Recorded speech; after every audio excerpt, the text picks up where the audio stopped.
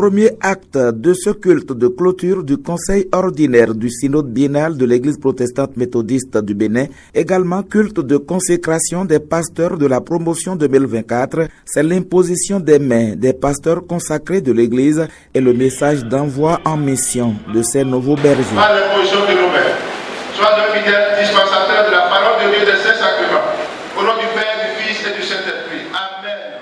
Ce fut un temple grâce divine d'Ekpe archi-comble, rempli de pasteurs et fidèles venus vivre cet important événement. Tous ont reçu une nourriture spirituelle à l'occasion. Que devrais-je faire pour mieux servir mon Église? Inviter avec assurance et certitude Jésus à prendre toute la place dans notre cœur pour une foi enracinée en Christ. À l'Église protestante méthodiste du Bénin aussi aujourd'hui, il est grand temps que nous laissions tomber nos préjugés et que nous arrêtions d'exclure ceux que Jésus a appelés à sa suite. La partie ce dimanche a été agrémentée par les bonnes sonorités de l'Union des chorales méthodistes de la région synodale de Khoulanou-Ekpe et du groupe Azaf du Temple Grâce Divine d'Ekpe. L'occasion a été de présenter le vice-président intérimaire désigné par les conseillers vendredi au cours de la session représentative. Un intérim de 1 an jusqu'au synode biennal de 2025. Mes sentiments sont des sentiments d'abord de gratitude à Dieu le Tout-Puissant, qui est le créateur de l'Église, et qui a inspiré cette Église pour me porter au poste éminent.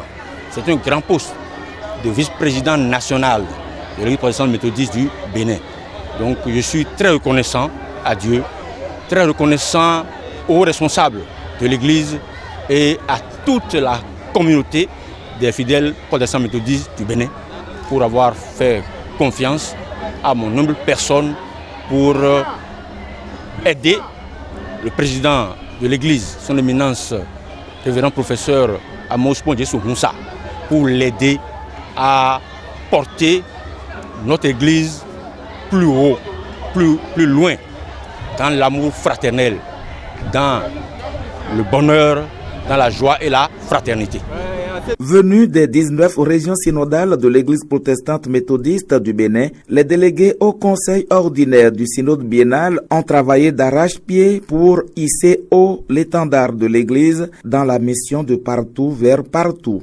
Nous voulons d'abord rendre grâce à Dieu qui a permis que ce grand conseil puisse tenir.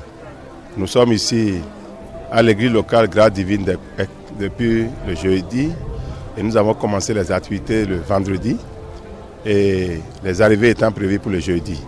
Nous bénissons le Seigneur, tout s'est bien passé.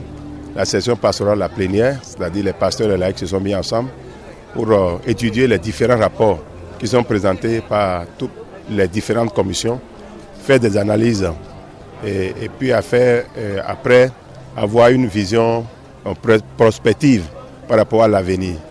De tout cela, le thème était la mission de partout vers partout, mieux connaître mon Église pour mieux la servir, basé sur Matthieu 28, versets 16 à 20.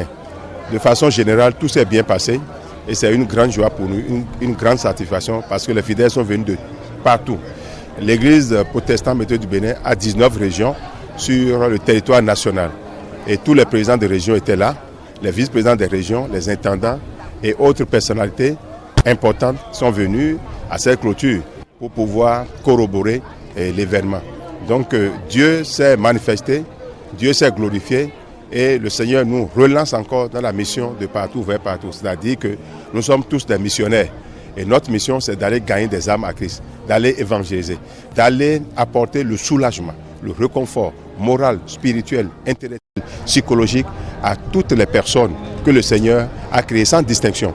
Au cours des assises, plusieurs décisions ont été prises par les participants après le point des activités menées en 2023 au niveau de chaque institution de l'Église. Ce que nous avons pu retenir cette année comme résolution, c'est que l'évangélisation puisse continuer normalement.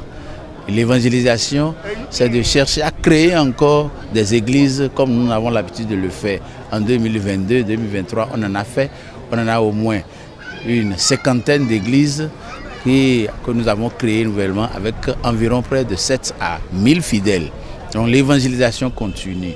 L'autre chose, nous avons décidé d'affecter les pasteurs qui sont nouvellement sortis de nos institutions et on a consacré également, comme vous voulez le constater, 19 nouveaux bergers pour la mission, pour que l'Église avance et grandisse davantage. Que nous avons pris comme décision la vie de l'Église sur le plan du développement social, du développement holistique. Qu'est-ce que nous allons faire pour que l'Église, en dehors de l'évangélisation qui est la parole de Dieu, qu'on puisse accompagner l'évangélisation de ce que c'est que les actes concrets, donc d'où la création des œuvres pour donner une force à l'Église en matière de développement.